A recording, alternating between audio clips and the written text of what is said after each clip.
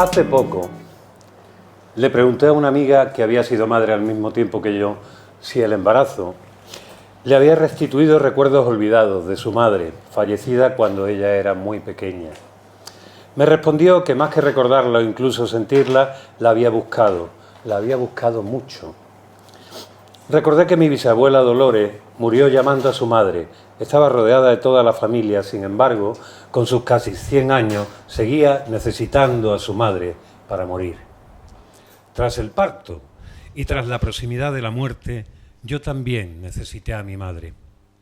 Pensé que en esa ocasión me acompañaría e hice de mi deseo una intuición esperanzadora y equivocada. Mi madre, incapaz de hacer frente a los cuidados ajenos, se apartó de nosotras, como esas gatas que rechazan a los cachorros enfermos. Estoy viva gracias a la ciencia de nuestro siglo, a esos cables y tubos que me agarraron a la vida. Con su huida, mi madre se convirtió en una arteria que se me desgarró del corazón y las últimas gotas de su sangre se escapan de mi cuerpo por el extremo de esa arteria, como la boca de una manguera que va perdiendo fuerza. Ahora se ha convertido en una serpiente con la lengua seca, una serpiente que ya no pica. Recién salida del hospital y por fin reunida con Violeta, con una medicación estricta y aún dentro de la zona de riesgo, mi madre me dijo que tenía un fuerte dolor de estómago. En aquel momento no pensé demasiado, pero en los días posteriores fue aumentando la dosis de la estrategia para marcharse cuanto antes y no tener que pasar por la incomodidad de no querer, tal vez no saber, ayudarme mientras yo trataba de balancearme sin caer entre los cuidados para mí misma y para mi recién nacida. Pronto pasó a asegurar que su estómago no podía tolerar los alimentos y que sufría de intensas diarreas. Mi madre, una de las mujeres más fuertes y sanas que conozco, se compró pañales, comenzó a comer solo arroz blanco hervido y yogur natural. Yo trataba de recuperar mi leche con tomas muy seguidas y si Violeta no tenía hambre, utilizaba esa boca artificial y fría que es el sacaleche y esto me suponía aún más agotamiento. La mayoría de los días estaba tan cansada que se me olvidaba sacar comida del congelador. Aún hoy conservo varios platos congelados, comida glacial que por algún motivo me apena tirar. Como si no quisiera repetir el modo en que mi madre despreció este sustento que yo había preparado como calostro para ambas. Como si yo respetara la existencia de unos garbanzos congelados más de lo que mi madre respetó mis sentimientos. Mi madre empezó a pasar cada día más horas encerrada dentro de la habitación, a perderse el baño diario de Violeta, que para mí era un momento especial. En algún momento me dijo que temía ponerse más enferma y ser una carga añadida para mí. Cuando aún conociendo desde el principio su mentira le pedí por favor que no se marchara y le dije que para mí no sería una carga, usó su última arma. Dijo que tal vez tenía una bacteria y no quería enfermar a la niña. Cambió el billete de avión y se fue. Bueno, buenas tardes, bienvenida, bienvenido. Este es un fragmento del primer cuento de los 10 que forman parte de Luna Park, el último libro publicado por Marina Pérez Agua, que como saben ustedes, esta señorita que está aquí en el centro, la otra señorita es Margaret Froelich, ¿se dice? Margaret Froelich. Hoy estamos en el tercer piso, quienes no lo sepan, porque veo aquí caras que nunca han aparecido, algunas que me han dicho que son estudiantes de español y no sé si me entienden bien y si no lo preguntáis, ¿vale? Podemos repetir. Esto se llama el tercer piso de Proteo. ¿Qué es el tercer piso de Proteo? El tercer piso de Proteo, además de ser la tercera planta de la librería más antigua y más premiada de Málaga, con 55 para 56 años ya de historia, es también el nombre del proyecto que me encargué de ¿cómo se dice?, de liderar, de crear, para recuperar un poco después del incendio y la posterior apertura de Proteo en el año 21, un poco la dinámica de esta librería en unos tiempos donde el mundo de las librerías físicas parece que ya no es el mismo que fue. Bueno, aquí estamos intentando demostrar que siempre la gente, aunque el acto de leer suele ser un acto solitario, la gente se reúne mejor junto al fuego y el calor de gente que aman cosas parecidas. Venimos aquí a contar historias o a contar cosas que vienen en los libros, que no necesariamente tienen que ser historias, y de eso trata el tercer piso. Mi nombre es Héctor Márquez, soy periodista, activista cultural, gestor cultural, esto que llaman ahora, y este es uno de los proyectos que he estado haciendo a lo largo de mi vida para intentar provocar lo que más me gusta, que es la comunicación directa. Hoy tenemos, como decíamos, a Marina Pérez Agua y su último libro, Luna Park. Como decía, 10 cuentos cuyo elemento común es la maternidad o las maternidades. Porque aunque todos los personajes que en primera persona cuentan cada una de estas 10 historias y se dirigen a nosotros, a los lectores directamente, te vas dando cuenta a medida que vas leyendo los cuentos que no son sino fractalizaciones, versiones de posiblemente de la propia autora, de Marina Pérez Agua, y su propia experiencia como madre tardía, como cuenta en algunos de los cuentos, pero que no son necesariamente ella. Sin embargo, sirven para hacer un panóptico no solo de lo que puede ser una mujer en la ciudad de las ciudades, la ciudad que ha sido el centro del mundo hasta hace bien poco, que probablemente lo siga siendo, y donde ella vivió durante más de 25 años. Vivió, trabajó y tuvo allí a su hija, creo. Eso lo sabremos ahora. Una visión del contexto del espacio, como en todos los cuentos, siempre hay un escenario fantástico, en este caso es Nueva York, que se convierte tanto en fantástico como en real, como en algo de pesadilla, como en algo que va mutando constantemente y que va teniendo una relación constante con esa madre y con su hijo o su hija recién nacidos muy pequeñines, y que se va tornando cada vez más agresivo, más imposible. Es también a la vez que un ejercicio de variaciones sobre el hecho de ser madre hoy en una ciudad central, son también las constataciones de en qué mundo realmente estamos viviendo.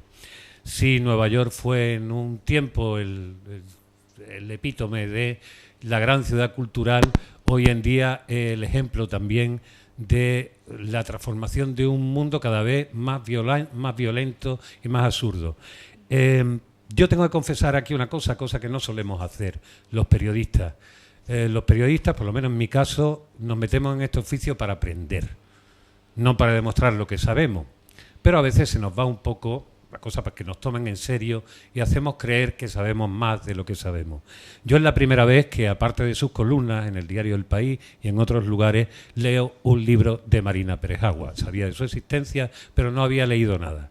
También, como les decía antes, este trabajo de tener que leer constantemente libros para promocionarlos, para ayudar a que ustedes los conozcan, hombre, pues no debo reconocer que no te permite el disfrute de la lectura que si leyes el libro por el mero placer de leerlo. Marina dice en las entrevistas y en los textos que ha añadido a este... Sí, por favor, Agüilla.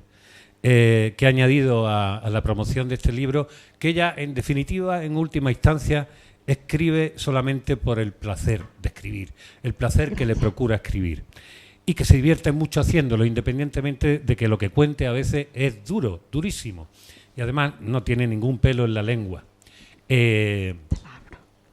Sin embargo, la sensación que tiene el lector, o en este caso yo, es de que ese gozo que ella tiene mientras escribe lo siento yo como lector.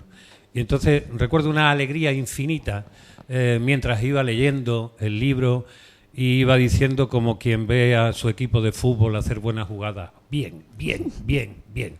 Es una estupenda, espléndida escritora, sin, al menos aquí, sin ningún artificio, o con los artificios suficientemente elaborados como para que no se noten. Y eso es algo que no está al alcance de todos los escritores. Y utiliza también el arma más importante de la literatura, bajo mi punto de vista, y de la inteligencia humana, el humor. La capacidad de ver incluso las situaciones más terribles desde una distancia, de verse a sí misma como si fuera otra persona, el yo es otro, ¿no? Y eso lo abrazamos y lo celebramos, porque incluso aunque las situaciones a las que se ven abogadas esas madres múltiples, esas variaciones sobre la misma madre que aquí van apareciendo en este parque de atracciones desvencijado y ya de un mundo en decadencia, que sirven, el Luna Park, ¿no?, de Coney Island, aquí lo tienen en la portada, sirven para que tengamos todavía mucha esperanza en la posibilidad de darse cuenta. Tengo un amigo flamenco, músico flamenco, que como todos los flamencos que son inteligentes, tienen la capacidad de sintetizar en frases rotundas conocimientos de siglos, que otros tardan libros en no acercarse. Y me decía Tolito, que tengas claro una cosa: el mundo se divide en dos clases, los que se dan cuenta y los que no se dan cuenta. La mayoría no se dan cuenta, y los que nos damos cuenta, mejor callarnos para que no nos tomen por tontos. Entonces ella se da perfectamente cuenta de lo que hay alrededor y así lo dice. Como yo soy un recién llegado, y ustedes los que me conocen saben que tengo tendencia a hablar y no parar, hoy tenemos la enorme fortuna de que está con nosotros Margaret. Margaret es amiga de hace un montón de años de Marina, la conoce desde Nueva York, ella es neoyorquina, tú eres neoyorquina, ¿no? Bueno, viví muchos años en Nueva York. Viviste muchos años en Nueva York, y bueno, estudiaron allí juntas, fueron amigas juntas y tal, y ahora ella es profesora, directora asociada del Dickinson College en Málaga. Me acaba de decir que bueno, que todo lo bueno se acaba, que ha estado aquí 2 o 3 años, que ahora la destinan a otro lugar, con lo cual digo, bueno, recién conocía y ya se me marcha. En fin, ¿qué le vamos a hacer? Pero Margaret sí les va a dar un recorrido mucho más preciso que el que yo pueda hacer, que es el de un neolector de la obra, que además le recomienda, y aprovecho este momento para la pausa publicitaria que siempre hago, de cómprense por favor este libro. Hoy no les van a hacer el 10%, pero vamos, esto tampoco es carísimo, no van a perder, porque lo van a gozar de verdad. A nosotros nos van a hacer un favor enorme, y ya saben que las librerías vivimos de ese tanto por ciento, que es pequeñito, de la venta de los libros. Y mientras tanto, pues nada, que lo gocen, y le doy la palabra a Margaret. Bueno, muchas gracias. Gracias a Proteo, a Marina, a Héctor, por esta maravillosa oportunidad. ¿Se escucha bien? ¿Sí? ¿No mucho? ¿Ahora mejor? Sí, ok. Pues sí, nos conocimos cursando el doctorado en Nueva York, en Stony Brook University, y tuvimos la gran suerte de estudiar con investigadores tan fuertes como Katie Vernon y Lou Shannon Deutsch en este momento tan especial, y de hecho sale, ¿no?, en esta colección de cuentos un poco sobre este entorno, y podemos seguir hablando de eso. Pero de Marina tiene 4 novelas. Yorro recibió el premio de Sor Juana Inés de la Cruz. Su última novela, muy conmovedora, muy fuerte, La playa, también recibió el premio de la ciudad de Estepona, y también era finalista, ¿no?, para el premio de crítica de Andalucía, y lo recomiendo muchísimo. También escribe cuentos, Criaturas abisales. De hecho, he enseñado algunos de tus cuentos en Dickinson College, de esta colección de Leche, y ahora vuelve al relato con Luna Park. También tuve la suerte de verte presentar tu poemario, Nana de la Medusa, en el Pompidou de Málaga. Entonces, como ves, una escritora con mucho don, que puede escribir de varias maneras, de varios géneros. Y esto siempre me ha impresionado. También es una persona que vive apasionadamente, debo decir, no solo en su escritura, sino en su vida, que es escaladora, buceadora, navegadora, nadadora. Entonces es una persona que explora, que va a la profundidad de todo, de la palabra, de la representación, incluso de lo físico. Y te aprecio mucho, es un gustazo estar aquí contigo. Y bueno, pues sí, es un momento interesante tener esta conversación, porque vas a venir a vivir en España, volver a España, vivir en Málaga, y yo me voy en junio también, así que interesante cómo van cruzando otra vez nuestros caminos, ¿no?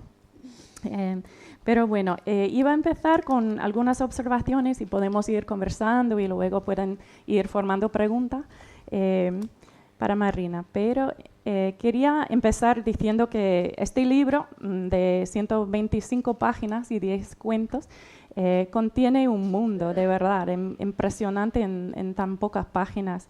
temas grandes como el amor, la muerte, el sentido de pertenencia, la compasión, la libertad, la representación y la realidad. Y me interesan mucho los contrastes que se encuentran, ¿no?, en el libro.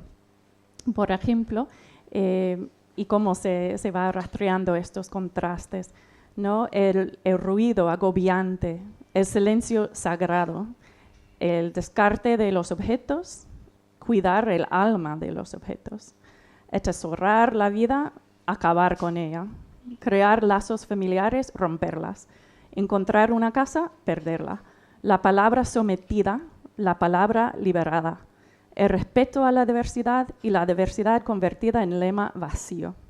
Entonces, realmente os animo a leer, ¿no?, esta colección porque contiene tantísimo.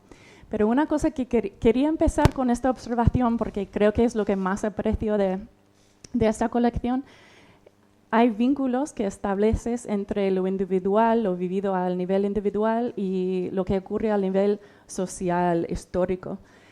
Y voy a dar algunos ejemplos, pero tal y como estableces vínculos entre estos dos registros me fascina.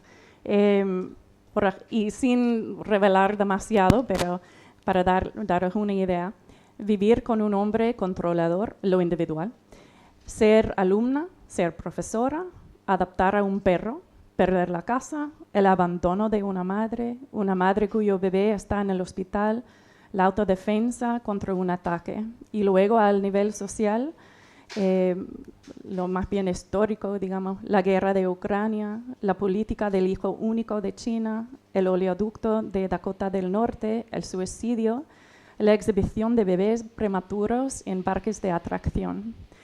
Entonces, no solamente es sorprendente cómo puedes establecer conexiones entre estas experiencias humanas, sino también admiro mucho la valentía, porque ocurre en un contexto de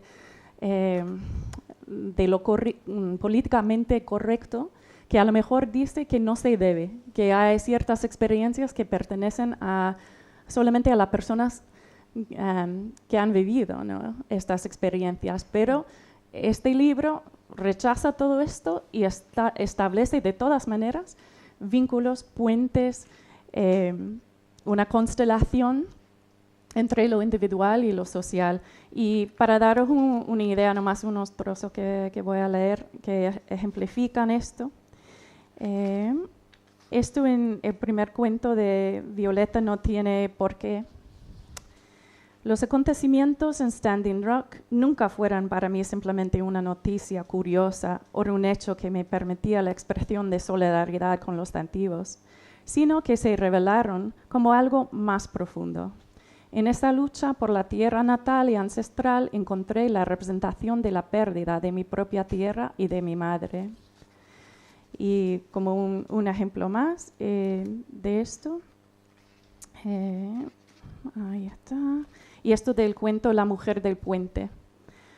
La mujer que se arrojó por el puente de San Francisco llevaba una nota en el bolsillo que decía: si una sola persona me sonríe por el camino, no me suicidaré.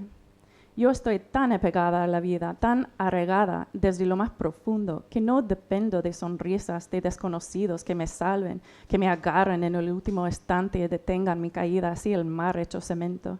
Sin embargo, hay algo en aquel bolsillo, en aquella nota, en aquella mujer o el puente que tiene que ver conmigo. Hay algo que fui yo, algo que seré, algo que aún soy. Entonces son estos gestos tan sorprendentes que me encanta, y me gustaría que habláramos un poco más sobre este gesto. No sé si es un gesto puente, no sé cómo nombrarlo, pero sí podrías, no sé, hablar con nosotros un poco sobre este gesto, lo que significa para ti. Sí, bueno, antes de nada, gracias a Proteo, Héctor, todos por venir, Margaret, por supuesto. Y bueno, me he emocionado muchísimo cuando han mencionado pues, profesoras muy importantes para nosotras. Realmente, yo cuando llegué a Nueva York se me abrió un mundo en la academia. O sea, y incluso no solo con las profesoras, sino ya con las estudiantes que ya estaban ahí, ¿no? Yo decía, o sea, había cosas que yo no entendía. Me acuerdo de hablar con otros españoles y decía, a lo mejor es que no soy muy inteligente, ¿no? Pero es que era otro mundo. O sea, es que era un nivel de pensamiento, ¿no? De indagar, de diálogo, que sinceramente es que se me ponen los pelos de punta solo de pensar en estas profesoras, ¿no? Comunes que tanto nos han dado, ¿no? Y la pregunta que me has hecho tú me resulta muy interesante porque yo me la he hecho. O sea, hasta el punto de, claro, ¿cuál es mi derecho a contar la historia de otra persona que la está sufriendo, ¿no? ¿A quién pertenece la historia, ¿no? Entonces, hay uno de los cuentos que tiene una mención a Ucrania. Yo conocí lo recomiendo, por cierto, su lectura, a un neurocirujano británico, pero que estuvo durante 30 años haciendo operaciones pro bono gratuitamente en Ucrania, que se llama Henry Marsh. Y nos caímos muy bien, hubo mucha química, es un señor mayor, pero era como, química al instante, ¿no? Entonces, él me propuso viajar con él a Ucrania. Justamente había pasado, yo no sé si usted o alguien lo sabe, que había ido otro escritor anterior, con muy poca diferencia en el tiempo, a lo mejor 2 meses o 3 meses antes, Héctor Abad Faciolince, había ido para escribir sobre Ucrania. ¿Qué pasó? Que se fue a un café con una escritora ucraniana, le cambió el asiento por estas cosas de la vida, y al final, pues quien murió fue ella, porque estaba en el asiento que él le había dado, ¿no? Entonces, hubo todo ¿no? O sea, había gente que decía, bueno, ¿y qué hacía él allí? ¿No? Y otra gente que, bueno, pues sí lo comprendía. Con esto quiero decir que yo, cuando Henry me propuso ir a Ucrania, yo sentí como que no tenía derecho a ir allí, y me sentí como un poco como buitre, ¿no? Entonces él me dice, tú estás totalmente equivocada, o sea, lo que quiere un país en guerra es que se hable, sobre todo en un momento pues que también estaba, y está obviamente, ¿no? Pues la guerra en Gaza, y que sientes que, ellos sienten que una guerra tiene más protagonismo que otras, ¿no? Y cuando fui, pues te das cuenta realmente de que sí hay una labor que incluso ellos te agradecen, ¿no? Aunque tú no, yo por lo menos me sentía al principio así reticente y no, y a partir de ahí, pues, sí me sentí, yo creo, o con lo que dices de los Sioux en Dakota, había un problema con la construcción de un oleoducto en Dakota, y lo que pasó es que por primera vez, a mí me dijeron en la vida, todas las tribus nativoamericanas se juntaron para protestar en contra de este oleoducto, ¿no? Pero no solo ellas, sino que se unieron al movimiento de Black Lives Matter, ¿no? Entonces era como esos puentes, ¿no? Y yo me puse en contacto de hecho solicité una beca, pero antes me puse en contacto con miembros de la tribu, de una de las tribus, para conversar sobre esto, ¿no? ¿Cuál es mi derecho? ¿Qué te parece? Y ellos igual, o sea, decía, es que todos sabemos lo que es el sufrimiento de una manera, de otra tenemos un desarraigo, y lo que hay que hacer es unirse, contarlo. Entonces como que me empezó así a cambiar la perspectiva, ¿no? Qué bien. No necesitamos más de eso. Sí. A raíz de lo que estás diciendo sobre lo que te corresponde y no te corresponde decir, antes cuando estábamos tomando café hablábamos de algunos elementos biográficos con los que tú nutres. Hay evidentemente mucha biografía en cosas de lo que cuentas, aunque después no dejas claro qué es real o qué no es real. No voy a entrar ahí, Pero cuando alguien como tú cuenta con tanto descarnamiento y se salta tanto la corrección política, pues cuando uno es escritor y habla de los que le rodean en términos elogiosos, todo el mundo está encantado de que sea el escritor porque es la voz de la tribu. Pero cuando pones a parir al padre, la madre, el hermano, el novio, el otro, no sé cuánto y tal, más que ponerlo a parir, lo pones en su lugar, ya directamente creo que no hace tanta gracia. Y hay algo en todo lo que estoy viendo donde hay también una relación con cuál es mi hogar. Y aquí más o menos acaba lo único que uno piensa, allá donde yo esté y esté mi hija. Porque hay algo, o tu hijo, o quien sea, en el lugar. Porque hay algo que aquí creo que es fundamental y que es una cosa troncal, que hoy, cuando se habla de las maternidades, dentro de los discursos donde se ponen a igualdad de condiciones los derechos de ocio, los derechos con algo que es profundamente animal y que tú reivindicas en tu escritura constantemente, cuando eso se hace, aquí estás tomando partido por decir, soy un tipo de escritora que digo lo que creo y lo que se me pasa por la cabeza, porque ambas cosas parece que van al unísono, que lo que se te pasa por la cabeza acaba aquí y después que eres absolutamente consciente de lo que estás diciendo, aunque eso sea una bomba de relojería en la gente que te rodea, ¿no? ¿Cómo manejas eso? Pues, hombre, ahí... Sobre todo con la familia es duro, evidentemente, porque... pero es que como ha sido duro siempre, ahí tampoco hay mucho que jugarse, ¿no? O sea, después yo creo que otra cosa que a mí porque el otro día estábamos en una cena con otros escritores y se hablaba de si entregaban el manuscrito antes a lectores para que lo leyeran antes de entregarlo a la editorial, ¿no? Por inseguridad, y yo nunca, o sea, yo lo escribo y nadie lo lee hasta que yo lo entrego a la editorial, ¿no? Porque no es ni porque yo sea valiente, ni porque la gente dice, o sea, yo pienso que es porque no me va la vida en ello. O sea, es que yo escribo de verdad porque lo disfruto y porque si no me quieren leer, si no gusto, si no vendo, si no puedo trabajar en otra cosa y tampoco le doy un estatus excesivamente. Ahora que estoy buscando, porque claro, yo vuelvo a España y yo vuelvo a España sin trabajo y realmente... Denle en trabajo a Marina de agua para que no se vaya, joder. Si no se vuelve a Nueva York y aquello no está para que vuelva. Entonces, y yo a veces bueno, el otro día hablaba con un amigo y le decía que me da igual trabajar en lo que sea. ¿Cómo vas a trabajar en lo que sea? ¿No? Es que realmente, sobre todo al principio, ¿no? Hombre, no, tengo una niña, entonces cuanto más, en fin, cómodo sea, ¿no?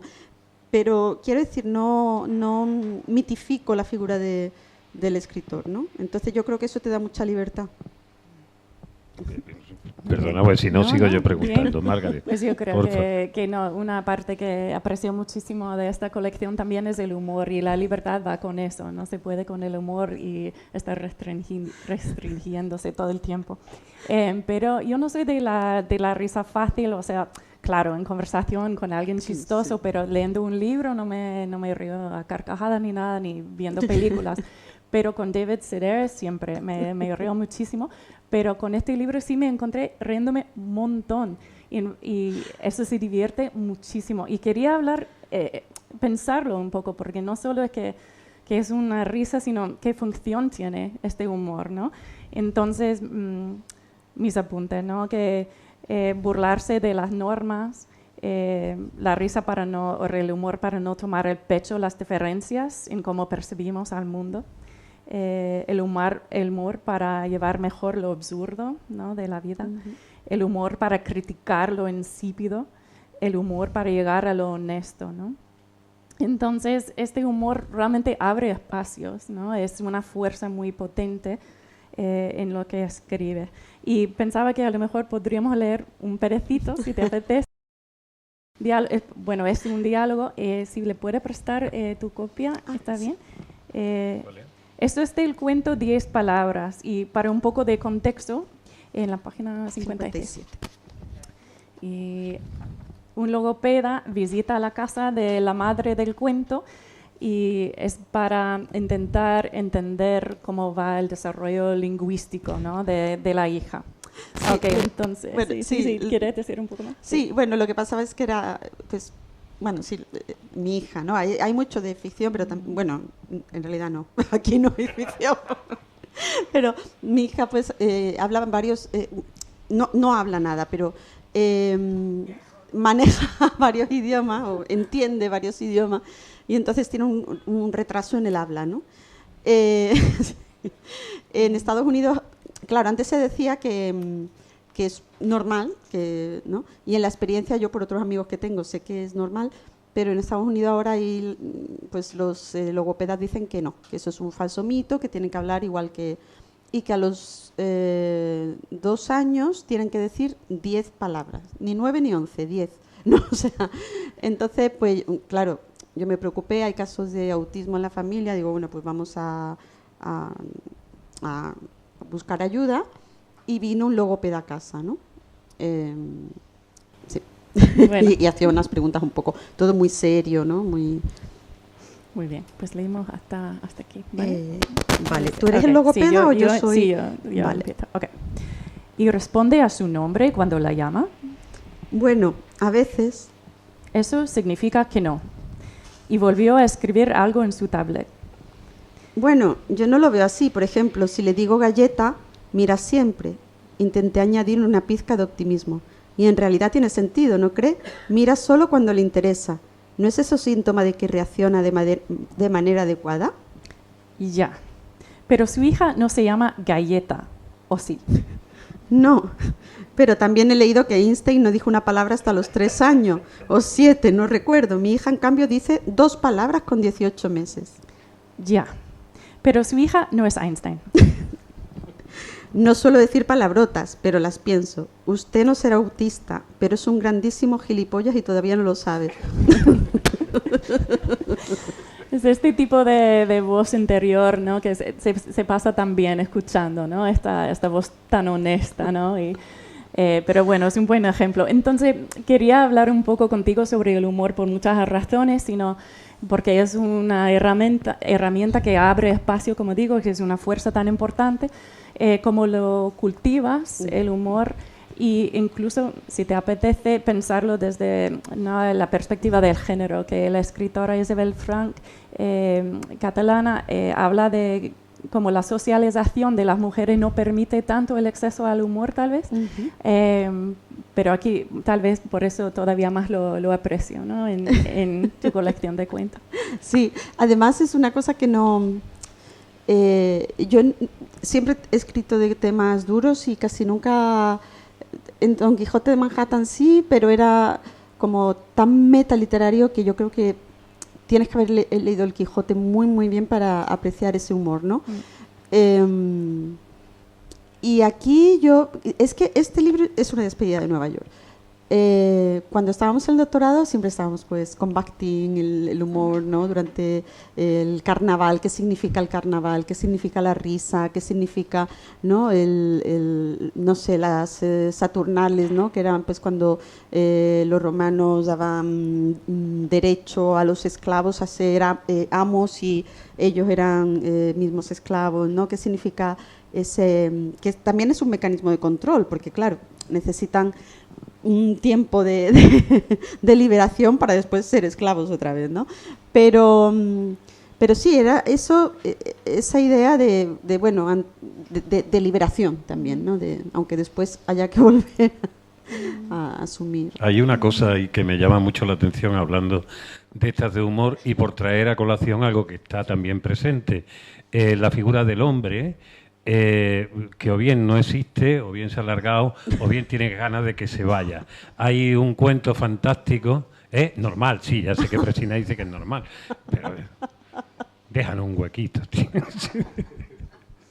Y hay uno que me encanta que establece, creo que sí, es el que tiene a la protagonista madre y a una amiga, las tiene encerradas en un cuarto porque es de estos padres que de pronto le entra un ataque de leche y son más papistas que el Papa. Entonces ha decidido que la niña está malita y que una está medio resfriada y le puede contagiar un virus a la niña. Entonces están encerradas la amiga y la madre en un cuarto y el padre no las deja salir y le hace sentirse culpable. Entonces, dentro del diálogo interior que tiene la protagonista, habla de las relaciones sexuales, que esa es otra cosa que yo creo que es fantástica en la escritura, en esto que he visto, que es decir, el cuerpo. Todo pasa por el cuerpo, que es una cosa muy budista y muy... el cuerpo es lo que acoge y sucede todo. El cuerpo, el deseo y la sexualidad. Acostumbrados también a ver unas expresiones y unas formas de referirse a la sexualidad, incluso por parte de escritoras mujeres, demasiado poéticas, como esto no sé cuánto. Ella le llama al coño y a la picha, por encima. Se lo llama con todas las letras y habla del deseo. Y hay un momento ahí, es en el que cuando piensa en el otro, teniendo unos ataques de ira, deseándole la muerte, prácticamente, hay un momento donde dice, me acuerdo de aquel orgasmo que tuvimos no sé cuánto, y dice, devuélveme el puto orgasmo, cabrón, que no te lo mereces. Una cosa de este estilo.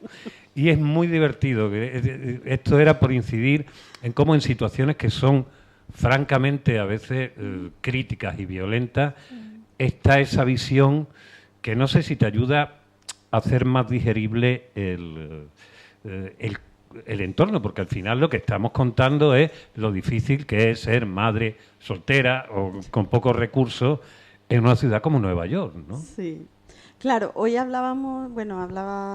sí, que claro, no es lo mismo ser madre soltera con pocos recursos que ser madre soltera y tener muchísimo dinero. Eso no es madre soltera. Porque claro, yo, para dar un ejemplo, cuando mi hija tenía 3 meses y nevaba en Nueva York, porque era pues justo en esa época, yo la tenía, para sacar al perro, yo tenía que dejarla sola en la casa. O sea, eso es ser madre soltera, ¿no? Si yo hubiera tenido dinero para una niñera o que me ayude por la noche, pues ya es distinto, ¿no? Entonces, sí. ¿Y la pregunta era? No me acuerdo. No, bueno, y el cuento al que te refieres es... en realidad yo creo que... El tema del cuerpo también me interesa mucho eso, la sexualidad y la manera que tienes de expresarla, que eso ha llamado mucho, me consta, la atención a los críticos. Es decir, hostia, esta tía es demasiado franca, ¿no? A la hora de expresarse a sí misma y a sus deseos, ¿no? Sí, la verdad que yo no soy... Claro, es que yo tampoco leo... cuando sale la crítica y eso tampoco la leo, entonces, pero no por nada, sino porque... Vamos, me interesa muchísimo y todo, pero no sé por qué, me da como pudor o algo, no sé, entonces no sé lo que se dice del libro, pero no sé, es que la sexualidad es para mí algo tan natural y tan que no veo por qué hay que ir por otro, o sea, no quiero una sexualidad tampoco burda, ¿no? De llamar, pues, sí. O sea, pero bueno, pues son palabras todas que están en el diccionario, ¿no? Pero hay algo que a mí me llama la atención, porque creo que primero eso es así, eso existe. Cuando tienes la fortuna de haber logrado formar parte de las conversaciones íntimas de las mujeres, cuando no te consideran un hombre, digamos, peligroso, no estás en actitud de ¿cómo se llama?, de depredadora, ¿no? o de tirarte el rollo, lógicamente entra a un nivel de lenguaje que es completamente diferente, como las mujeres hablan entre ellas, cuando hay absoluta complicidad, ¿no? Sí, y entonces eso lo trasladas ahí. Y obviamente es como perderse... en la vida normal, las mujeres, el mundo femenino ha estado muy constreñido sobre lo que se puede decir, lo que no se puede decir, lo que está dado a hablar y lo que no. Pero lo más terrible es también, en el caso de la maternidad, que yo creo que es algo que pones ahí encima, es que la maternidad era como una especie de exaltación de la idea de la Virgen María, que tú lo único que estás es dándole el pecho al niño y después al otro niño que está por el otro lado, que es un poco mayor, es decir, que tienes que estar alimentando a todo lo que hay alrededor.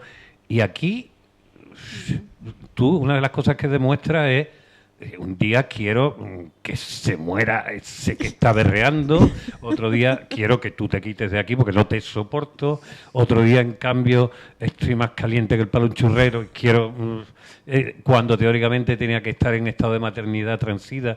Entonces, esa forma de expresarlo, yo creo, además, y lo digo por los hombres que haya en la sala, que sigan manteniendo ideas y que no hayan visto a sus hijos nacer, hayan tenido una relación y tal.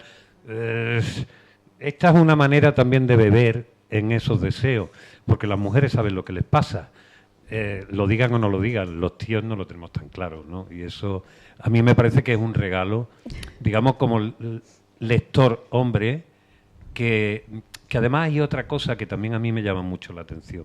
A medida que fui creciendo y conociendo más esos relatos, una cosa que a mí me sobrecogió enormemente fue darme cuenta que la realidad de mujeres que se han sentido violentadas, violadas, que cargan con una puñetera herida, real o heredada, del tipo que sea, era gigantesca. Antes tú creías que era una cuestión que le tocaba a algunas mujeres. Por lo menos en mi experiencia, es rara la mujer que haya salido indemne. Y yo creo que eso tú lo reflejas bien, pero no desde una perspectiva dramática, es decir, esto es lo que hay. Y yo ya después elijo tomármelo de la manera, y utilizar mucho el humor y la distancia, y decir, no, bueno, pues sigamos andando, ¿no? Sí, y sí, súper interesante, porque ¿sabes lo que pasa además? Yo no sé si a ti te pasa o tú eres más lista que yo, pero vamos a ver, nosotros, pues claro, en la universidad, en aquel momento en España no se hablaba de género, de sexo, de nada, ¿no? En literatura. Y yo llego allí y pues los estudios de género son súper importantes, ¿no? Aparte teníamos una profesora que era, en fin, vamos, del movimiento feminista real, ¿no? Y lo que pasa es que con todos esos estudios que una tiene, con todo lo que sabemos, o sea, conscientemente como mujeres, pues, en fin, más o menos educadas, ¿no? Yo a veces me he visto en situaciones en las que he tolerado mucho machismo. O sea, y pongo un ejemplo, que creo que también lo he escrito aquí. Yo vivía con Ana Fernández, ¿tú la conocías? Sí. No. Otra compañera del doctorado. Compartíamos casa con un chico. Y bueno, el chico, llegamos a la casa, alquilamos los tres la casa. Ahí no hubo discusión ninguna. El chico se llevó la habitación principal que tenía salida a la calle. Bueno, vale, pasemos por ahí. Bueno, pero es que él llegaba a casa y a lo mejor decía, chicas, hoy viene un amigo a cenar, por favor limpiate el baño. Y nosotras lo limpiábamos. O sea, es que, y yo decía, pero yo me daba cuenta después, lo hablábamos las dos y decíamos, pero esto ha pasado. Sí. O sea, ¿no? Son situaciones donde, ¿no? Sí. Y tal vez por eso, apreciábamos tanto, ¿no?, la sala, o sea, la experiencia de debatir, de conversar con colegas de todos los géneros y experiencias, sí, y tal. Pero bueno, tenemos que hablar un poco de eso, de que también como tema del sistema educativo, que algo que aprecio mucho de esta colección es que hay una interrogación en lo bueno y lo malo del sistema educativo tanto en España como en los Estados Unidos. Pero está balanceado, o sea, yo creo que es muy justo lo que dice.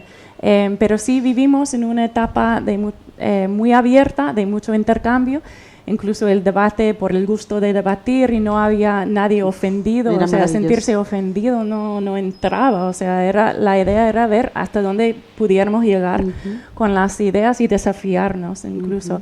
Y algo que mencionas en la colección es la pérdida, ¿no?, de esta cultura. Entonces yo pensaba que sería interesante hablar un poco hoy, conversar un poco hoy sobre tus preocupaciones con este entorno, cómo ha cambiado lo que ves y lo que te preocupa por estos cambios, ¿no? Sí, sí, es verdad que yo llegué a Nueva York, pues así, directa al doctorado, y bueno, es que las clases eran un lugar de diálogo, no era, o sea, es que era leer un libro y dialogar, o sea, y cada uno tenía opiniones diferentes y después nos íbamos todos, o sea, yo no recuerdo haberme peleado nunca con nadie por ningún motivo ideológico, ni, o sea, era maravilloso y era lo que tú decías, se jugaba mucho con el límite, o sea, y por ejemplo Natalia era maravillosa en eso, o sea, Natalia es una amiga nuestra también que ella vivía en la duda, o sea, y a lo mejor tenía una idea y muy arraigada, y si tú le conversabas y dialogabas con ella y se lo argumentabas, ella decía, ostras, pues es que es verdad, es que yo estaba totalmente equivocada, ¿no? Pero eso, yo no sé en qué momento se fue perdiendo. Yo creo que después de la pandemia, ¿no? Ya empezó, Tal vez. no lo sé. También depende, me imagino, de la universidad, ¿no? También. Absolutamente, porque ahora, por ejemplo, estoy en un sitio maravilloso y donde estaba antes también lo fue, hasta que yo creo que fue una persona que intoxicó todo, ¿no? Que a veces pasa, ¿no? Pero es verdad que empezaron pues estos cursos, ¿no? Que teníamos que hacer online y algunos más exagerados que otros, ¿no? Pues que no se podía hablar de terceras personas. O sea, esto no existiría si no se pudiera hablar de terceras personas, ¿no? Si no está presente, ¿no? O pues no sé, otros ejemplos, ¿no? Tú sabes, también me extraña mucho cómo hay que llamar a los latinos, ¿no? Latinx. Pero yo cuando le pregunto a un latino en la calle, ¿usted se siente Latinx? Me dice, ¿qué? Claro. ¿Latin qué? O sea, Sí. entonces es un término que nosotros no tenemos por qué imponer a nadie, o sea, Claro. Cada uno se llama a sí mismo como, ¿no? Como quiere, ¿no? Sí. No, es verdad. Incluso aquí en Málaga, con los estudiantes, fuimos a la Fundación Secretariado del Gitano y toda esta preocupación por usar la palabra correcta, ¿no? Y no salir, ¿no? de esto, ¿no? De decir lo correcto. ¿Debe ser Roma o debe ser gitano? ¿Es un insulto? No sé, una preocupación grandísima por parte de mi alumna. Y me encantó la respuesta del representante que dijo, sea lo que sea, gitano o Roma, que lo digas con respeto. Y os vaya lección, que hay algo que supera el lenguaje, el respeto. Muy bonito. O sea, ¿por qué no andamos más en eso que en insultarnos por no usar la palabra correcta? O sea, si hay una palabra mejor, pues a debatirlo, a conversarlo, Sí. no a maldecir la persona que usa Sí. la palabra incorrecta. Eso es muy bonito, sí. Sí, entonces yo creo que aprecio también que andas en eso en el libro. Y bueno, pues una observación más y tal vez podemos abrirlo, ¿no? a preguntas del público. Pues otra, obviamente es un libro que trata la ciudad de Nueva York desde una perspectiva muy particular, pero también es una relación de amor, no sé si odio, pero positivo o negativo. E incluso la cita que arranca la novela de Colson Whitehead nos muestra esto. Esta ciudad, Nueva York, es una recompensa por todo lo que te permitirá alcanzar y un castigo por todos los delitos que te forzará a cometer. Entonces, lo que dices de Nueva York, ¿no? Menciona la voz narrativa, las dos cosas son iguales, no sé. Menciona la violencia, vigilar cómo se habla, restringir cómo se habla, lo que se lee, la actitud de mind your own business, el robo, el ejército yogi, que eso me hizo reír mucho, no, lo caro que es todo, las ratas, pero también, y eso es importante porque no es solamente hablar negativamente de Nueva York, para nada, también es una ciudad donde se crea una nueva vida, una casa, un sentido de pertenencia, encuentros con la belleza, con la naturaleza, escuelas alternativas, amantes, salvación de niños prematuros, es todo esto. lo que hay en el libro. Entonces, de esto lo que saco, porque también mencionas la vista no solo de extranjera, porque ya no eres extranjera, has pasado tanto tiempo en Nueva York, volver a Sevilla, y como Sevilla para ti era ya como si fueras tú extranjera en Sevilla. Entonces, pero lo que yo veo en el libro es el deseo de cultivar la mirada de una extranjera. No, y entonces eso para mí es muy importante, tal vez porque yo estoy aquí con mis estudiantes en otro país, pero si pudiera hablarnos un poco de eso, de cultivar la mirada de extranjera, o el valor, ¿no?, de ser extranjera, ¿no? Claro, y es muy curioso, claro, porque justamente yo me vengo y tú te vas, o sea, es algo muy... Y aunque tú no hayas vivido tanto tiempo aquí, pero claro, tú te has dedicado a... O sea, tu identidad, todo lo que has leído, todo lo que... Pues igualmente es español, latinoamericano.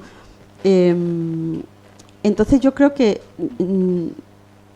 yo eso lo he visto, yo creo que al terminar el libro yo me he dado cuenta de que ahí es cuando me he dado cuenta de cómo era extranjera y cómo pasé de ser extranjera a sentirme americana. O sea, hay una cosa muy curiosa, y es que, por ejemplo, yo iba a acampar, ¿no?, a los bosques, y siempre había como un rechazo, o sea, como que los árboles, todo era tan diferente a los paisajes españoles, o que yo sí, era feliz porque soy feliz de la naturaleza, pero no sentía que me acogiera.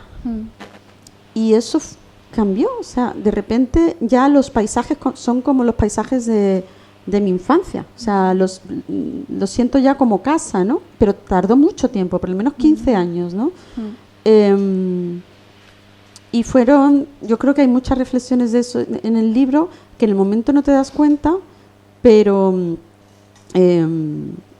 al final pues está ahí, ¿no? Y cuando haces porque más o menos este libro es como una despedida no una despedida, porque yo Nueva York la adoro, o sea, para mí, yo siempre lo digo, yo solo cuando voy en avión y viajo mucho y todo, pero cuando yo llego a Nueva York y la veo desde arriba, yo lloro, o sea, es el único lugar donde yo en el avión lloro, o sea, entonces es verdad que a veces hay una visión parece que muy negativa de Nueva York, pero es que a mí lo que me da pena es el cambio que ha habido, ¿no?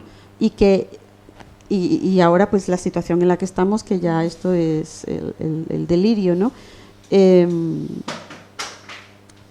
Pero pues sí. Muchas gracias. A raíz de lo que decía Margaret, antes de dejarle el paso al público, que tenía que ver con el tema del lenguaje, ¿no? Sobre estos tiempos donde estamos como pisando cristales y parece que está siempre que si tienes que cortar el cable rojo o el azul porque si dices tal cosa hay alguien en que le va a ofender explotándole una bomba dentro, ¿no? Y quería hablar de lo andaluz porque tú eres de Sevilla, nos lo hemos dicho antes. ¿Cuánto tiempo estuviste viviendo en Sevilla? ¿Hasta cuándo estuviste tú? 20 años. 20 años. Por lo tanto, infancia y juventud. Y de hecho hay cuentos donde hacen la memoria en este primero precisamente de las putas del barrio de Triana, etcétera, de la etcétera, Alameda, y tal. sí. Y de la Alameda de Hércules, perdón.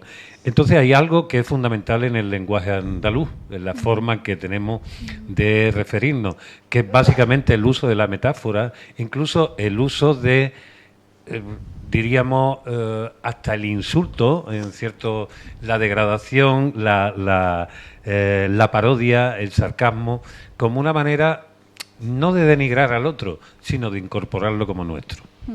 Si has ido, por ejemplo, a los carnavales de Cádiz alguna vez, sabes de qué se trata. O sea, si a ti no se meten contigo es que no eres nadie, no existe. Si te hacen un chiste es que tienes... casi todo el mundo tiene un mote. Eso también sucede mucho en los países latinoamericanos. No sé si tanto ahora mismo, porque la idea que tenemos del mundo estadounidense y del mundo neoyorquino es precisamente que se ha convertido todo en el zoo de cristal y que encima todo el mundo va intentando denunciar a otro por alguien. Aquí también está sucediendo, pero creo que en menor medida. No sé cómo te manejas tú, porque se nota que claramente tu lenguaje... Venga. Es me que, remango. claro, yo. eso también, o sea, antes hablado del mundo flamenco, ¿no? ¿Cómo las letras flamencas? Dios mío. O sea, es que a veces no nos esperamos, no nos paramos a escuchar lo que es la letra, ¿no? Pero dices que en una frase hay una historia a través de un sentimiento, ¿no? Entonces, o por ejemplo, no sé, yo siempre tengo de referente a Lorca, ¿no? Y yo tuve un profesor que me decía, no quiero decir quién es porque es muy conocido, y me dijo, Marina, ¿tú por qué utilizas los diminutivos en la escritura, no? Yo decía, claro, los diminutivos es algo muy andaluz, ¿no? Entonces me dijo, ¿por qué utiliza los diminutivos? Y yo delante de toda la clase le dije, porque me sale del coñito. O sea, porque es que era algo tan... Porque ya era como... iba a por lo andaluz. O sea, lo andaluz es ignorancia, es cuando el lenguaje es riquísimo, o sea, como... ¿no? Latinoamérica también. Soy filóloga, ambas, ¿no? O sea, sabéis precisamente que si hablamos de evolución, el habla andaluza es la más evolucionada de todas. Claro. Exactamente, igual que en Latinoamérica, hay muchos términos que se conservan y que, en fin, que hay y muchos términos para la misma palabra que en otros lugares no. Entonces esto de que los andaluces hablamos mal o que los diminutivos que porque se utilizan o no hay un caso también a mí siempre me decían en la universidad, ¿cómo está tu niñe? ¿No? Y yo decía, mi niñe no, digo chochete, porque en Andalucía somos inclusivos desde hace mucho tiempo, ¿no? O sea, y termina en E. O sea, entonces son estas cosas, ¿no?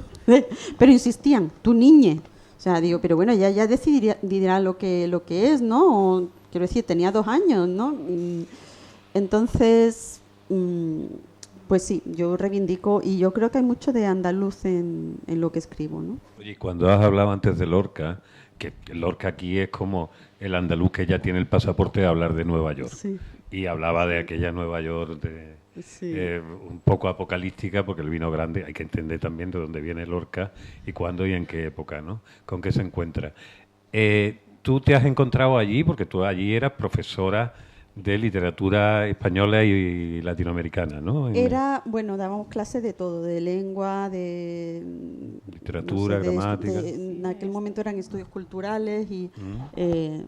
El peso de Lorca es fuerte a la hora de hablar de Nueva York. Decía, aquí viene otra española, aquí llega, y ahora voy a hablar de Nueva York, que ya tenemos aquí al señor don Federico García diciendo cómo se habla. ¿Sabes lo que pasa? Que en nuestros tiempos no, o sea, Lorca se estimaba, ¿no?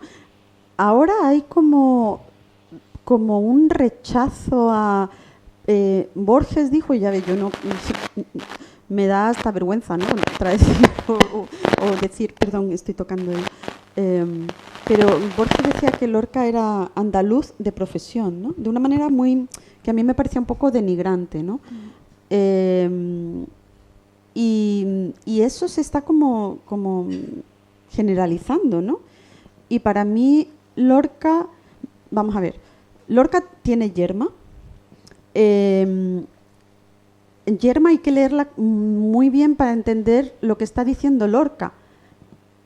Yerma es una mujer que se supone que es estéril y de una manera muy, muy, muy sutil, muy subliminal, la novela lo que te está diciendo es que la estéril no es ella, es el marido. O sea, eso hace tantos años y hoy está demostrado cada vez más que todo esto de las clínicas de fertilidad, de no sé qué, que muchas veces no son las mujeres, son los hombres, ¿no? Entonces, pero es que esto lo dijo Lorca ya, ¿no? O sea, a mí me parece de una visión tan potente, ¿no? Y sin embargo quieren prohibir libros, ¿no? Como La casa de Bernarda Alba, ¿no? Pero sí, era un transgresor, ¿no? Aparte, o sea, en todo sentido, ¿no? Bueno. Abrimos el... Venga, mano. Antes, Guillermo, te dije que te iba a preguntar porque tenemos aquí a Guillermo Busutil y ya que tenemos un premio nacional de algo, lo tenemos que explotar fuertemente. Bueno, tiene todos los premios. Tiene todos los premios, un acaparador y no puede ser. Pero bueno, Guillermo además fue presidente del jurado, ¿no? Que le dio el... Espérate que te voy a dar... Este no lo enciendo, ¿no? Espérate. Presidente del jurado que concedió el premio Ciudad Estepona de novela a La Playa. Háblanos de Marina, porque tú conoces a Marina desde los inicios y, como decía, desde el principio apostaste por ella. Bueno, muchas gracias, Héctor.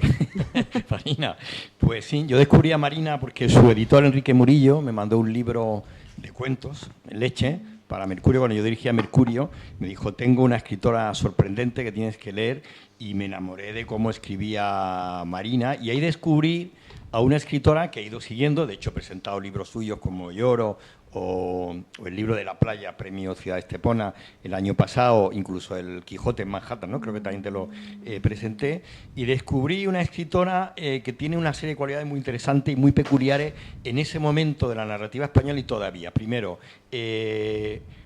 la literatura, la escritura abisal y la temática abisal que enhebra todas sus novelas. De hecho, desde Criatura Abisales, que es uno de sus primeros libros de cuentos, lo abisal está en toda su obra. Está en estos cuentos, quizá menos, pero está, por ejemplo, en La Playa de una manera muy directa. Está en una novela que yo le recomiendo aquí a los compañeros, que es una novela tremenda.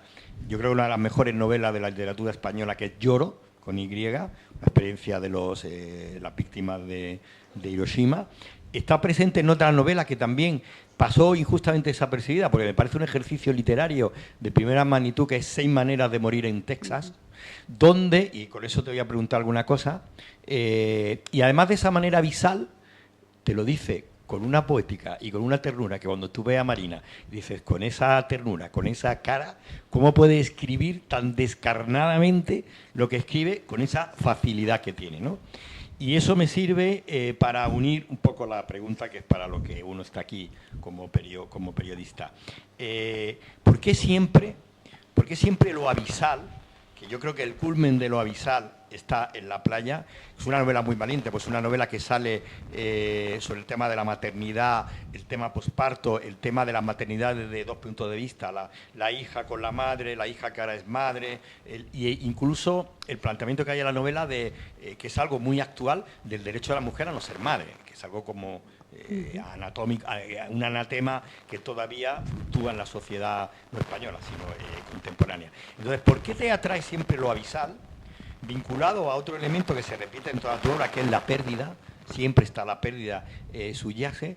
Y luego la sensación, con respecto al libro de hoy, si después de una novela de esas donde yo creo que te vacías, donde hasta que no la terminas no te das cuenta de lo que has escrito, como tú misma dices, y me decías con la playa, luego tengo la sensación de que necesitas hacer como un puente de relax, que sería, después de Lloro, que era una novela muy intensa, el Quijote en Manhattan, ¿no? Que ese divertimento del que hablaba Margaret, ¿no?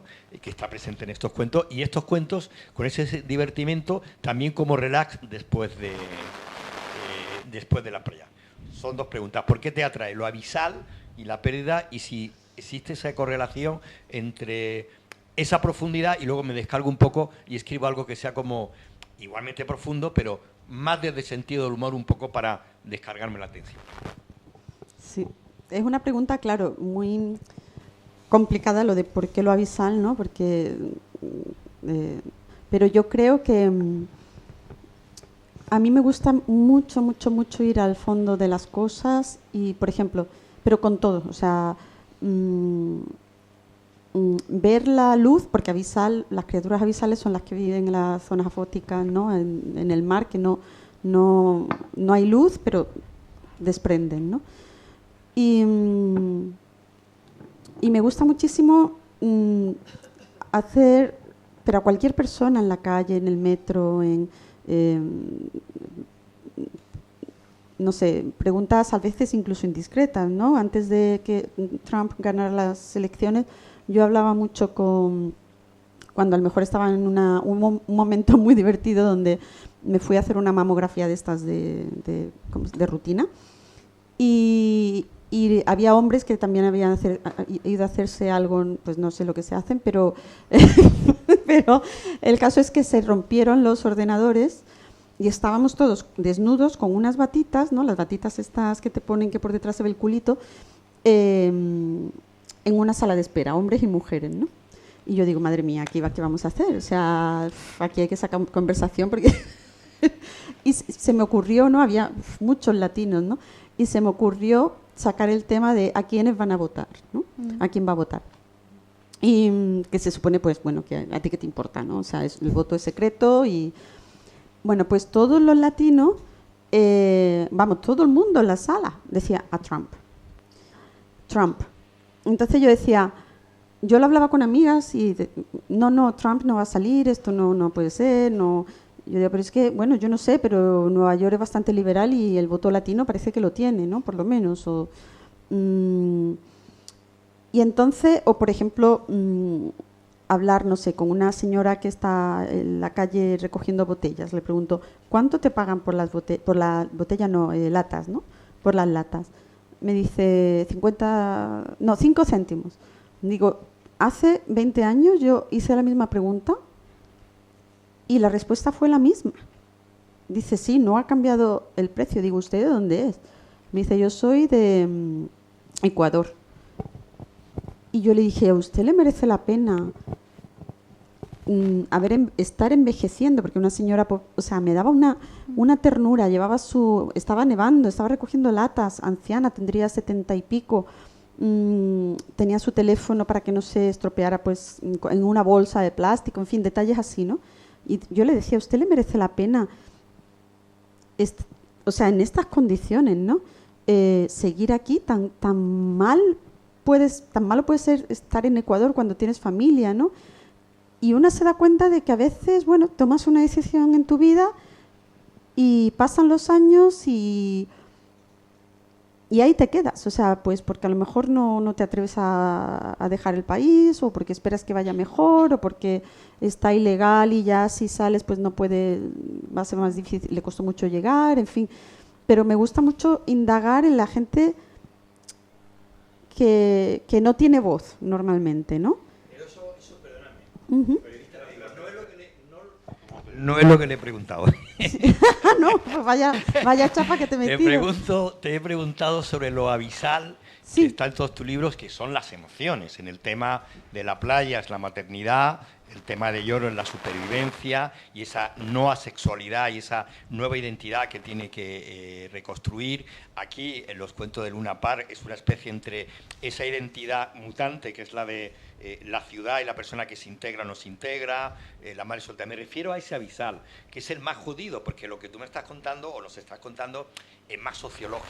sí. Tu literatura se caracteriza porque entras con una literatura forense, que te he dicho yo en alguna crítica, con una poética maravillosa, pero entras como una forense con un bisturí y hablas descarnadamente en la maternidad, la pareja, el sexo. Me refiero a ese abisal. No se escape usted, señora Marina. La verdad es que me parece una pregunta tan difícil que... ¿Tú la sabes responder?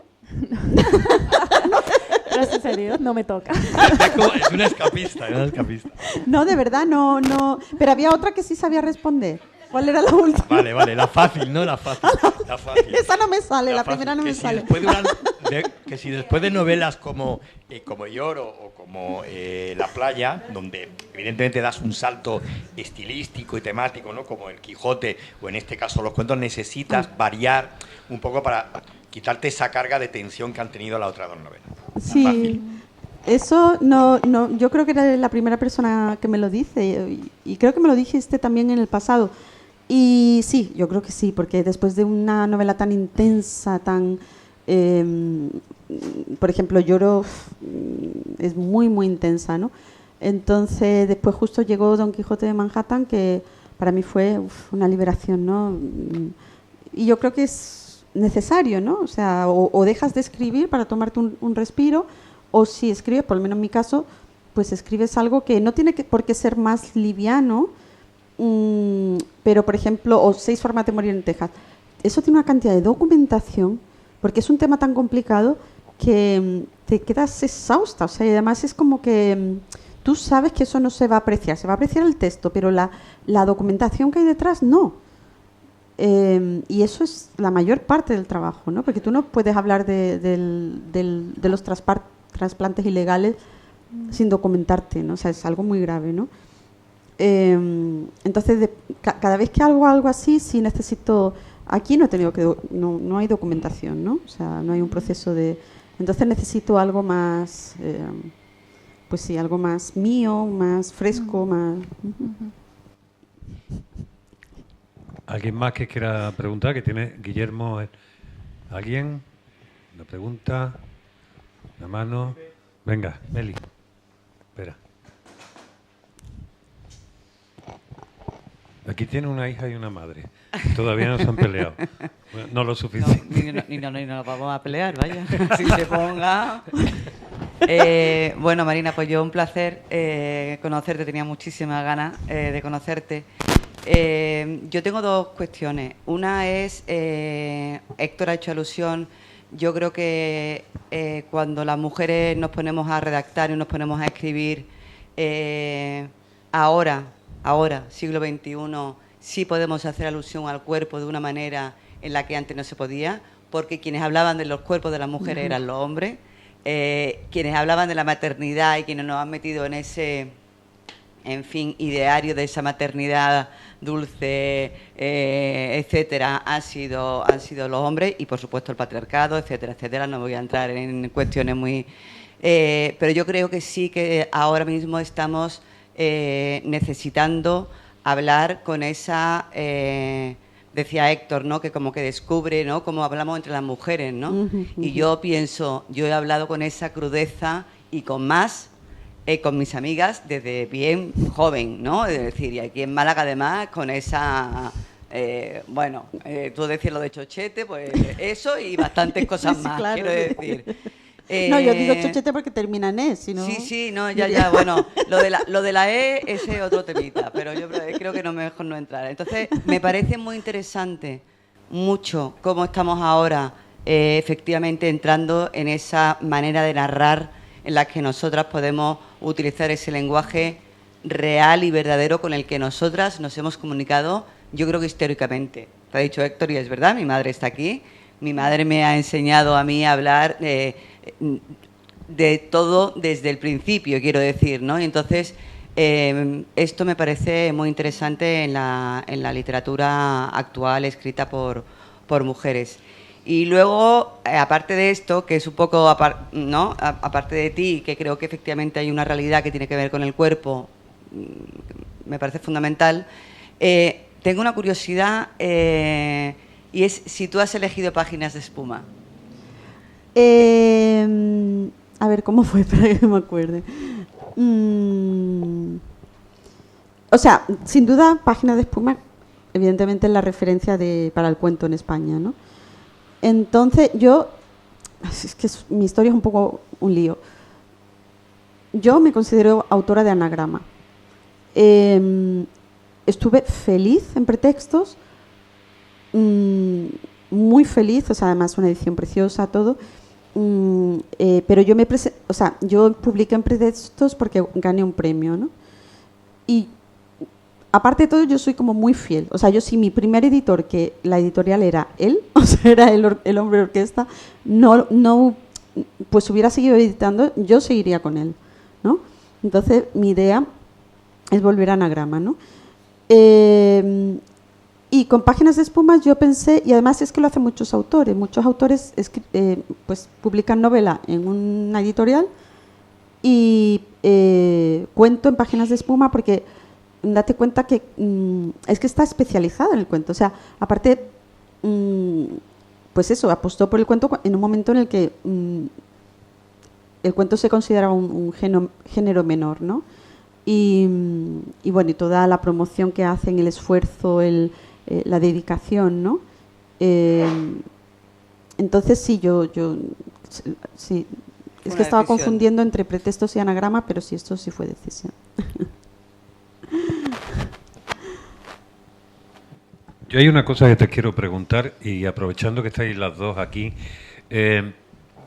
porque en el poco tiempo que llevamos haciendo esto, bueno, 2 años y algo, del tercer piso, una de las cosas que te das cuenta, que antes lo comentábamos, es cómo el proceso ha ido de encontrar autores que merecieran la pena, ahora encontrar algún lector que sea simplemente lector. Parece que ahora mismo la gente lo que quiere es contarse a sí mismo o vivir esa experiencia que no sabemos cómo es de considerarse escritor, como si eso te otorgara digamos, un peso diferente, una forma de estar en el mundo diferente. Y notoriedad, supongo, aunque sea instantánea, en este mundo del Instagram y de los 5 segundos, no ya 5 minutos, como dijo Warhol, de interés. Vosotros enseñáis el idioma, habláis de literatura y sois, supongo, lectora. Yo no sé si tú eres autora también y haces tus pinitos literarios. De libros de crítica. El libro de crítica, no de creación. Bueno, a mí me gustaría que si pudierais dar, decir, ¿cómo se enseña a la gente de hoy, con toda la dispersión que tenemos y la dificultad de atención, a disfrutar de la lectura? Es que es muy difícil. Yo no sé, por ejemplo, con la idea de los talleres de escritura creativa, ¿no? Es que es complicado porque primero saber leer. Yo creo que un taller de escritura, más que nada, tienes que enseñar a aprender a leer, ¿no? Un buen escritor tiene que tener talento, o sea, no creo que se pueden aprender técnicas, pero es como pintar, o sea, me encantaría, lo que más me gusta en el mundo es la pintura, si yo supiera pintar, yo no escribiría, ¿no? Pero yo no, y la gente me dice, no, si se puede aprender, sí, pero yo sé que yo no tengo ese talento, o sea, yo no voy a aprender a... Entonces yo creo que un taller de escritura creativa lo principal es eso, enseñar a leer. Después quitar el ego. O sea, olvidarte del ego, de decir que no vas, o sea, esto de que, no sé, cuando te preguntan, ¿un libro puede cambiar el mundo? Pues evidentemente no. O sea, llevamos ya una historia ¿no? Y entonces, lo que escribamos, lo que puedes cambiar a un lector, puedes cambiar, ¿no? Y ya es mucho, o sea, ya con eso ya, imagínate, ¿no? Pero ese ego que tienen, yo nunca lo he entendido, sinceramente, ¿no? Entonces, creo que te tienes que desprender de eso para poder ser sincero, porque si estás pensando en cómo te van a recibir o cómo te van a leer o en decir algo, pues, no sé, fuera de tu propio ideal, es simplemente porque es atrevido y quiere llamar la atención, ¿no? Pues es que la mentira se nota. Aunque sea ficción, se nota mucho. Entonces, pues sí, yo creo que eso es lo más importante, ¿no? Como enseñar a leer y... Eso que dice, además, que ha sido una de las cosas que primero me han saltado cuando he leído, y estoy de acuerdo contigo, llega un momento de que cada uno tiene sus pedras. Y la mía es eso, cuando veo impostura, se me empieza a levantar la ceja y lo paso mal. Y es justo lo contrario, cuando ves naturalidad. Y yo no sé, y eso te quería preguntar, yo no sé hasta qué punto estos textos están muy corregidos porque dan la sensación de que salen casi tal cual. O sea, no sé, tanto si lo logras después de elaborarlos mucho como si te sale del tirón, me parece, en ambos casos me parece un hallazgo, pero ¿cómo es realmente? Sí, salen muy rápido, pero yo creo que es porque yo no me siento a escribir nunca si no lo tengo ya claro en la cabeza. Vale. Entonces, es medio, ¿no? Digamos que el proceso puede ser lento en la cabeza, pero a la hora de escribirlo es rápido. Y ya el editor, pues evidentemente ya hay una labor, ¿no? de edición. Tú realizas intercambios con el editor, en ese sentido... pero solo cuando termino el libro. Vale, sí, vale. Yo termino el libro, lo entrego y entonces ya él pues hace las correcciones y yo las apruebo, ¿no? Generalmente sí, porque entiendo que la labor de un editor es esa y que sabe más de eso que yo. Entonces yo lo respeto mucho. Hay autores que no le gustan que le corrijan pero y sí, así es. Quería también señalar una cosa que antes comentábamos en el libro de poemas tuyos, La Medusa. Nana de la Medusa. La Nana de la Medusa. al menos en unos poemas que estaba buscando por ahí, que publicaron en Zenda, resulta que en uno comienza con esa cita que has hecho del cuento de la chica que se suicida y que tiene el papelito diciendo, si alguien me sonríe antes de tirarme, no me suicidaré, ¿no? Y sin embargo, el tono de uno y otro es distinto. Me has dicho antes, que estábamos charlando, que tú tiendes digamos, a utilizar temas que son como situaciones que tú dices, hostia, esto forma parte de mi relicario literario de historia, y después lo puedes ir colocando en tu escritura a lo largo del tiempo, ¿no? Sí, yo puedo reciclar, como, no sé, pues tengo estos mosaicos aquí y me sobra uno y digo, pues bueno, es parte de esta historia, pero la voy a meter aquí, ¿no? Y es otra historia diferente, pero parte de ahí, ¿no? Y sí, creo que eso fue una discusión con... Bueno, no me acuerdo, pero sí, tiendo a hacerlo, sí, me gusta. ¿Y el columnismo? Porque había una cosa también que no sé con quién comentaba el otro día. ¿A ti no te importa meterte en charco donde hay gente que va ya vestida de neopreno cuando ve un salivazo en la esta? Porque la gente tiene miedo a que le digan y tal. Y digo, bueno, vale. Hace poco aquí hemos tenido, y seguimos teniendo, creo yo, un debate literario editorial, que es la publicación o no publicación, antes has citado Anagrama, de la novela Odio de Luis G. Martín, que no tengo yo ahora que recordar nada, todos ustedes saben cómo está. Ahora mismo Anagrama ha dicho que no, que se retira, que le devuelve la novela y que no tiene intención de publicarla. Yo no sé si fue en Hot Down, donde hiciste una columna con un equilibrio, además que se notaba que no era impostada, decir, a ver, tú me pones a mí, me pongo en el lugar de la madre y de la víctima, entiendo perfectamente el movimiento, pero señores, no se está hablando aquí de eso.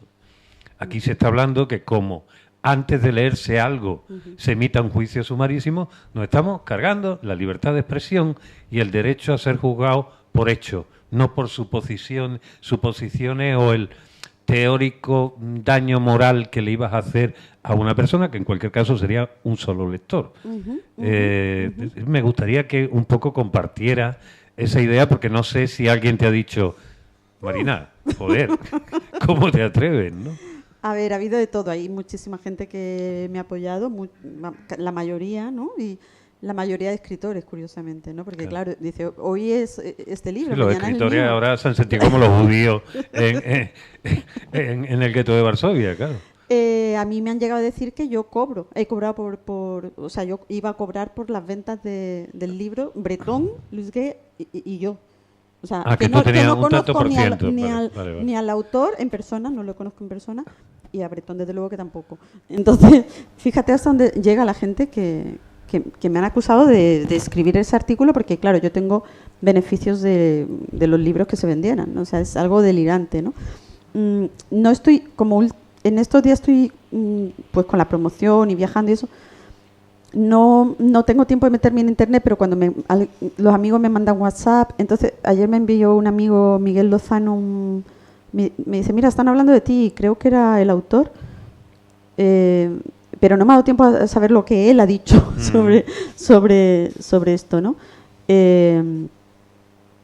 Entonces, claro, cuando las librerías decían, pues aquí no se publica este libro, yo decía, bueno, claro, uno es libre de no es tu negocio, y ahora yo también soy libre de no comprar en una librería que filtra, ¿no? los libros, ¿no? Claro. Y que entonces es que no gana nadie al final, y sobre todo porque el libro no se ha leído, y sobre todo porque ni siquiera ha habido una sentencia judicial, o sea, es que no ha llegado, ¿no? Todo lo que había, por lo que se había leído, sí se podía publicar, ¿no? Se necesitaban más datos, pero, y por supuesto con todo el dolor hacia la madre, y también puedo entender la postura de quien, la postura contraria, la puedo entender también, porque es cierto que había una orden de que no hubiera comunicación, y esto pues se puede entender como una comunicación, en fin, es un tema complicado, la puedo entender, lo puedo dialogar, lo que no puedo es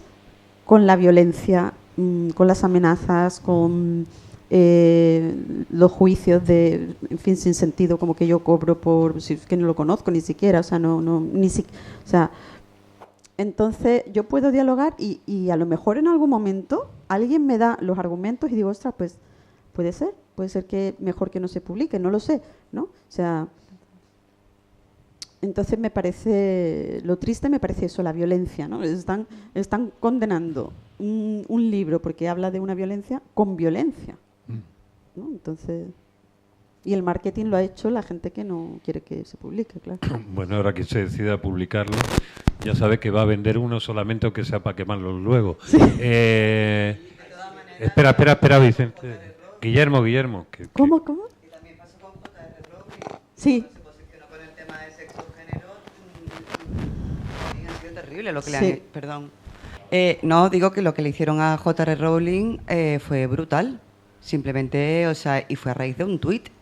Por supuesto que luego ella ya ha hecho toda una elaboración y todo un planteamiento y todo un posicionamiento político. Ya. Pero ella hizo un tuit de apoyo a una, no me acuerdo si era amiga o compañera. Y efectivamente todas las librerías quitando Harry Potter. O sea, perdona. Es que claro, es decir que esto no viene de ahora, sí, sino que no es esta cuestión en concreto que ha planteado Héctor, que por supuesto, ¿no? Pero que creo que además esto tiene una cuestión social de dolor en España y porque estamos hablando de menores y otro tipo de cosas. Pero es que hay otras cuestiones que nos vienen sucediendo desde hace más tiempo. Sinceramente, es que estamos en un momento muy complicado con esto. Sí, es verdad, totalmente. Yo voy a pedir que por favor que deis, primero daros las gracias a las dos por estar aquí. Me parece que honráis este tercer piso con este nivelaco que hemos tenido hoy y a vosotros os pido por favor un fortísimo aplauso para Margaret y para Marina. Muchísimas gracias. Muchísimas gracias.